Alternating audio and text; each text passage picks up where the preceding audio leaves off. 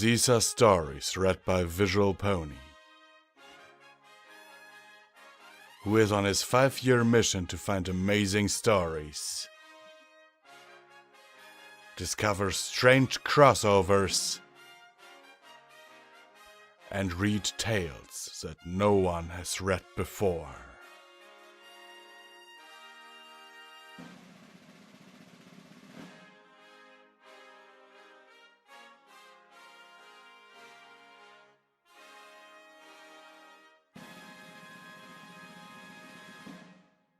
The Twilight Enigma by iisaw. Chapter 9. What Lies Below, in which the reader is invited to speculate whether a mouse that hides beneath a cat's food dish is extraordinarily wise or exceptionally foolish, and if the term mixed blessing is acceptable to the situation at hoof or not. May 4th to 6, 1014, in the Dragon's Teeth Range, Mozambique. I spent the remaining hours of flight closely observing the airships far below us and making detailed notes about their movements. I was able to determine a pattern to their courses that could help us avoid them on the way down. I showed my diagram to Fluttershy and she nodded slowly. Yes, I can steer Nebula around them, but I might have to use her engines more. It'll be noisier. Can't be helped, I said. Hopefully the sound of their own engines will hide ours, but try to limit it anyway. We're really low on energy. I tried to avoid worrying about all the things I had no control over, but with nothing else left to do, I fretted over the multitude of ifs that lay between us and safety. If the airships flew Pegasus patrols at night, if our descent became unmanageable because of unexpected winds, if our power crystals held out, if only I could fly or use my magic. As the last of the evening light faded from the sky, the crew went silently to their stations. All were carrying the weapons that I desperately hoped they wouldn't have to use. Pinkie Pie paused to give me a nuzzle as she went past. She didn't offer any empty words promising a good outcome, but the touch of silent support was exactly what I needed at that moment. I turned to Fluttershy and Fairlead and nodded. Some pony had stuffed a rag into the bell of the engine telegraph, so when Fairlead rang for slow ahead, there was only a muffled clanking from the housing. Fluttershy pulled back on the vent controls as gently as if she were scooping up an injured bird, and we began the long descent. It was maddening. Since we couldn't see the running lights of the Mozambique ships from above, I could only assume that we were steering clear of them, and assume that they hadn't changed their search patterns after sunset. The light of the waning crescent moon lit the peaks of the mountains just enough to use them to navigate by. It limbed the ridges of the great dragon skull sufficiently for us to make out the edges of the eye socket, but the bottom remained a pool of absolute blackness. The air began to warm as we descended. As the gas cells compressed from the higher atmospheric pressure, we began to sink faster than expected. I opened the hatch in the side of the telegraph pedestal and threw the big knife switches to turn on the heaters inside the cells. I cranked the temperature control rheostat to the 75% mark, and the increased drain on our power crystals caused the engines to stutter a bit before they evened out again. "The heaters pull a lot of juice," Fairlead said to me in a half-whisper. "Keep a sharp eye on the gauges." I nodded and went to the rail to check on our descent speed again with my anemometer. We had slowed, but not as much as I would have liked. I went back and turned up the heaters to full, but then I could see the needles of the power gauges moving towards zero. The air got hotter and our engines began stuttering again. I shut off the cell heaters when the power gauges went below the 1% mark and the engines steadied out. But we were still sinking too fast for comfort. Mr. Fairlead signaled for the engine pods to be rotated from horizontal to 90 degrees straight up, and rang for half ahead in an attempt to reduce our speed. The 2 crew ponies assigned to guide Fluttershy as we got near the skull whipped their little white flags back and forth. I turned to the rail in time to see the vast bulk of stone that was the edge of the eye socket rush upwards past us as we fell into shadow. Rarity lit her little bundles of twine, sailcloths, and tar and dropped them over the rail. I watched them fall and counted slowly under my breath. When they spattered on the sand below us, I did a quick mental calculation and said to Fluttershy, 2 furlongs, 5 knots. We were still dropping far too fast and didn't have much time to correct the problem. Fluttershy's eyes went wide and she gasped out, Full ahead, to Fairlead, who was already reaching for the telegraph handles. The telegraph bell clunked and the engines roared in response. The deck pressed upwards under my hoofs for a moment. Then the engines sputtered and died. Our power crystals exhausted. No pony had time to curse before we hit. There was a hollow boom as Nebula's keel hit the sand, and some ugly cracking noises came from below deck. Some of us who hadn't had the presence of mind to hold on to something solid were knocked off our hoofs. Fluttershy hung from the spokes of the wheel, gasping out, I'm sorry, I'm sorry, I'm sorry. The deck tilted to starboard as we saddled, and the sound of our impact echoed around us for several moments. I went and hugged Fluttershy, shushing her and whispering, It's okay, we're safe, you did it. Then everything was silent. Rainbow Dash and Applejack heaved the boarding ladder over the starboard rail and climbed down to the sand, followed by 2 other crew ponies. They spread out until they could get a good look at the night sky above and watched for anything making a black patch against the starscape above. I organized the bucket brigade and soon had most of the rest of the crew hauling sand up through the accessway to spread on top of the envelope. Thanks to Gudgeon's brilliant design, the stiffening rods inside her shrouds wouldn't let Nebula's partially deflated envelope settle down onto the deck, and that gave us plenty of room to work below it. We kept at it until dawn, covering as much of the fabric as we could to the point where the curvature caused the sand to slide off. Then we hung sails and spare canvas below that. There were still small areas of dark blue exposed, but it would be very difficult to spot them from any distance.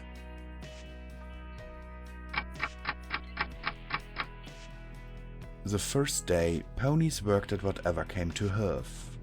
Fluttershy went with the damage crew and inspected every bit of cracked and splintered timber below decks. She knew next to nothing about aeronautical carpentry, but ran her hoofs over the beams and planks, making whispered promises to Nebula to make it all better. No pony laughed or even smiled at that. Cat crawled up from the galley, looking a bit grey. She was apologetic for being out of action, but I assured her that she could more than make up for it. She became a granite-colored Pegasus with a sand-colored mane and flew up out of the eye socket to be our long-distance lookout for enemy ships. Rarity crawled through the sagging accessway and vents and inspected the gas cells and the inside of the envelope. Rainbow Dash grumbled and complained.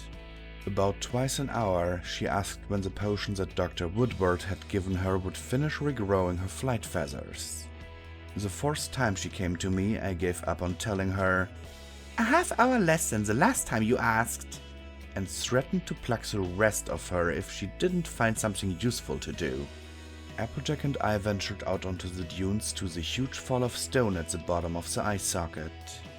She played packhorse for me as I collected mineral samples in the hopes of finding the right compounds to generate lifting gas.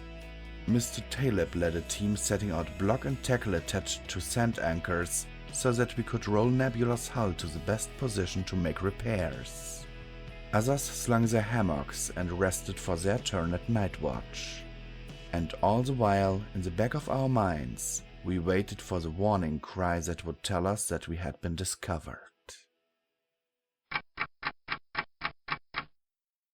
I was almost hopeful by the dawn of the second day.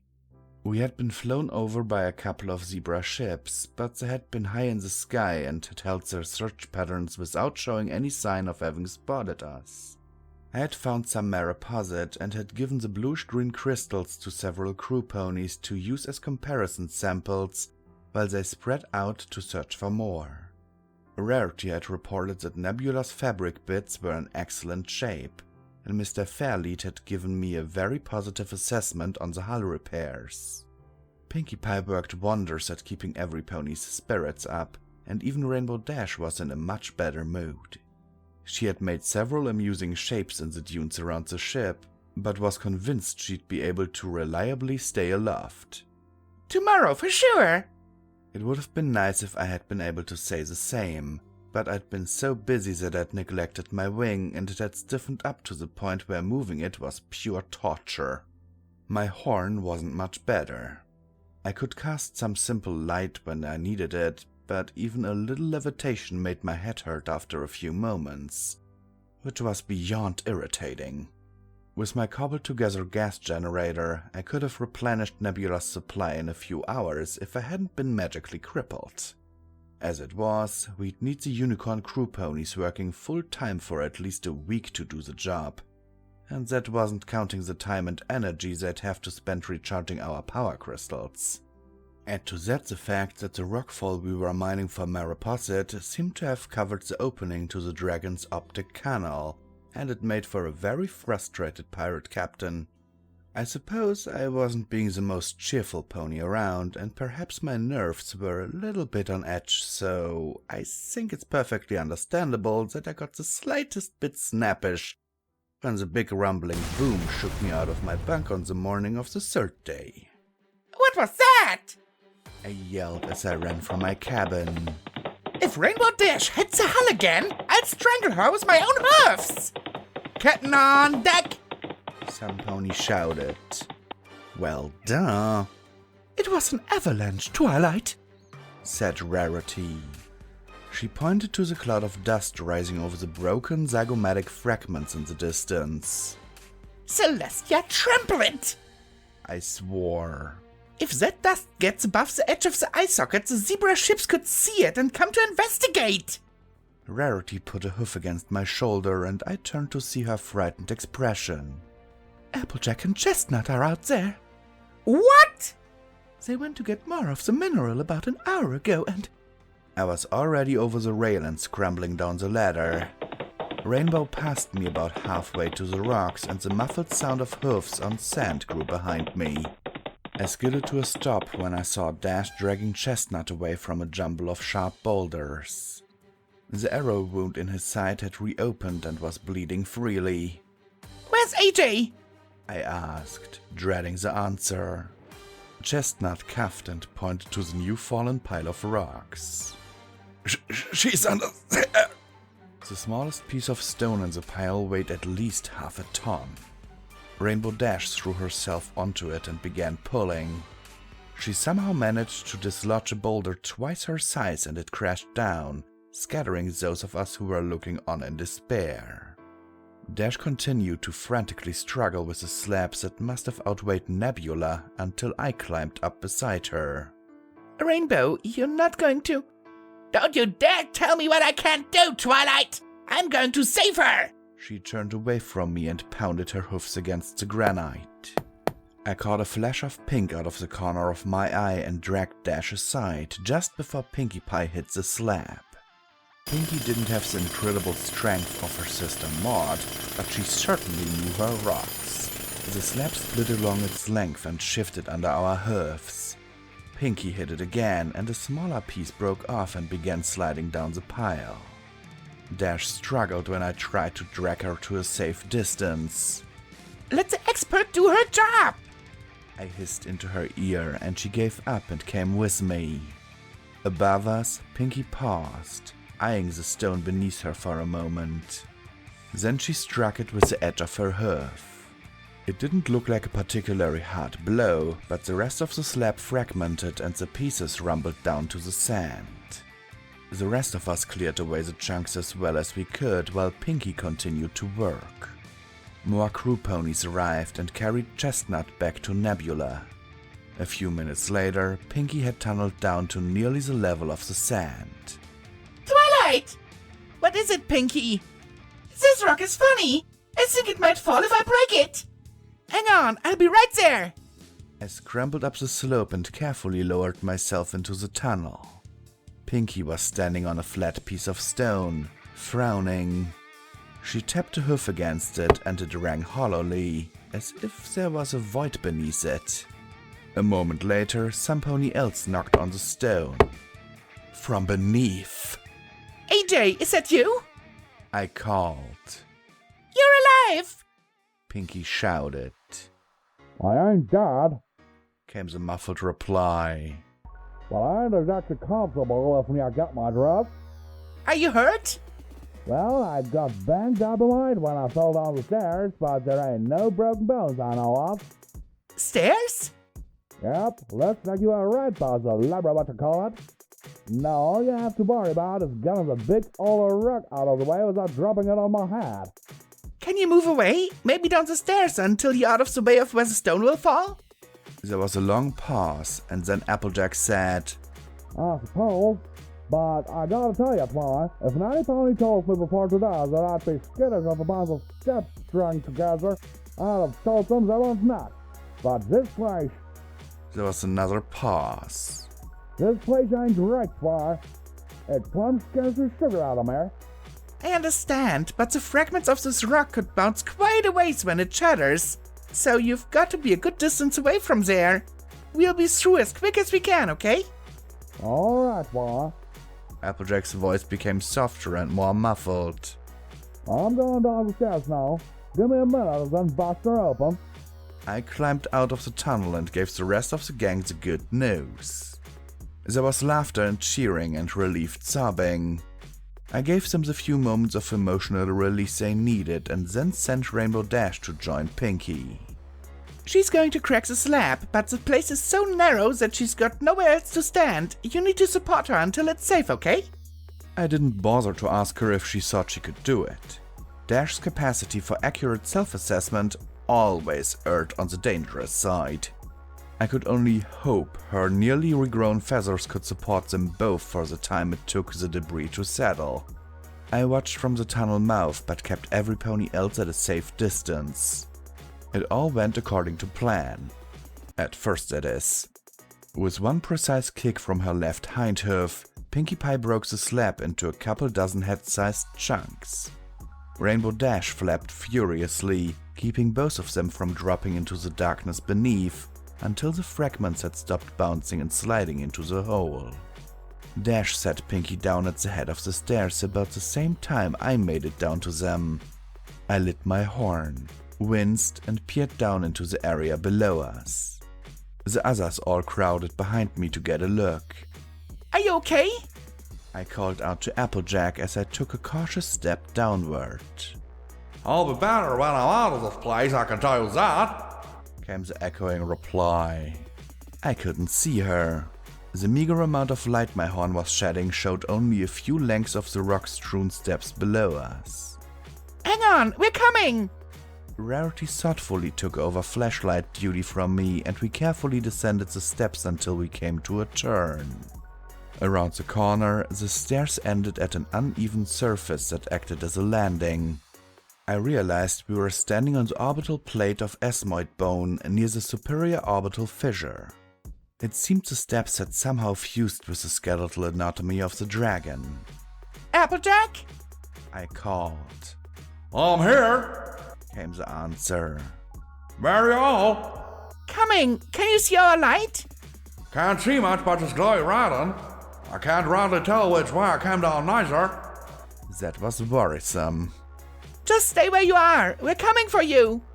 I assumed that the natural path leading further down would be through the orbital fissure and led the way.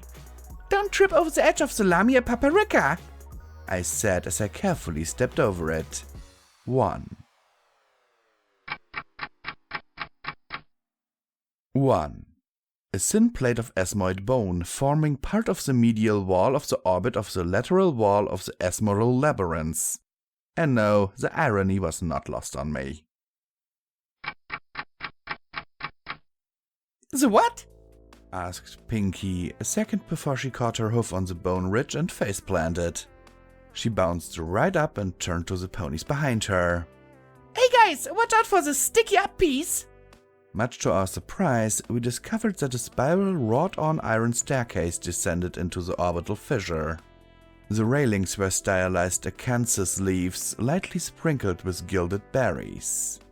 The thing wouldn't have looked out of place in a fashionable Canterlot townhouse, but in that place it was decidedly creepy. Since Rarity was creating the light, she had to go first. She did so without hesitation, and I followed close behind her. I could only make out dim shapes past Rarity's head when she reached the bottom of the staircase. Even the startled way she said, "Oh my!" didn't prepare me for what I saw when I stepped out onto the landing beside her. We stood at the top of a cavernous shaft that fell away into darkness below us. From side to side it was filled with a profusion of stairs and landings in every imaginable style. It was so confusing that it took a moment for me to spot Applejack, nearly a furlong away from us and a half-dozen lengths below, waving her old battered head to catch our attention. How in the world did you get down there, darling? I don't rightly know. I swear it couldn't have gone more than a flight or two. I scanned the maze of steps, trying to figure out a way to get to Applejack from where we were. The place was far too crowded to fly through, but the stairs were also too far apart to risk climbing or jumping between them. Behind me, Fluttershy gave a gasp of fear. I turned and saw what had scared her. The spiral stairs behind us were gone. In their place was a heavy oaken flight covered in a plush carpet. Beyond and above it were more stairs. Hello and thanks for watching this video. If you liked it, please hit that like button down below, since it really helps me out in the YouTube algorithm. And if you haven't already, why not subscribe to my channel? If you want to support the channel and all the content that I create, you can do so via Patreon at patreon.com/visualpony. The link is in the description. If you want more of my content, why not visit my website where I have everything organized into neat little categories. The address is visualpony.de. Here you can find all the information about upcoming releases and stories that are still in production. And now I'm signing off, my lovely viewers. Visual Pony, out.